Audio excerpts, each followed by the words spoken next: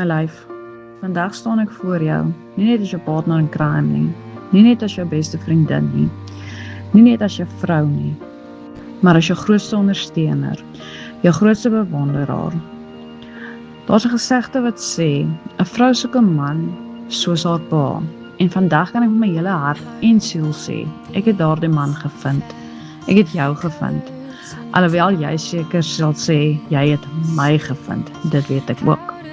Maar jy is my hele wêreld, my hartklop, my sielsgenoot, waarsonder ek nie 'n enkele dag wil wees nie. Jy gee my rede vir so baie. En ek wil vandag uit die diepte van my hart sê, dankie. Dankie vir die ongelooflike respek en onvoorwaardelike liefde wat jy elke dag vir my wys en gee. Dankie vir jou tyd, jou onverdeelde aandag en bloot vir wie jy is.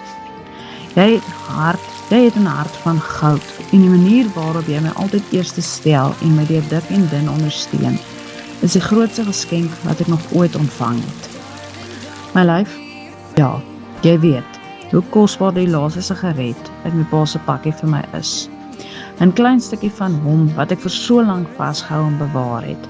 Ek het geweet, daar sal 'n dag kom wat ek gereed sal wees om hierdie laaste sigaret te laat gaan. En vandag is die dag. En ek kan aan geen beter oomblik dink as nou nie. Die dag wat ek my lewe aan jou toevertrou.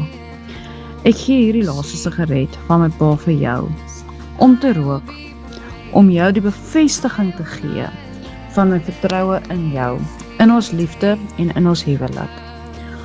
Jy laat my veilig en geliefd voel, jy beskerm my met alles in jou, of ons nou onder die sterre kamp teen die see, in robbe 4x4 pad ander, of net tyd saam spandeer. Ons is 'n span, en daar is niemand anders saam met wie ek wil oud word nie.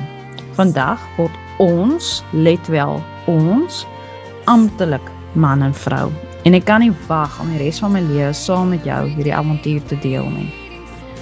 Ek is onbeskryflik lief vir jou, jou vrou.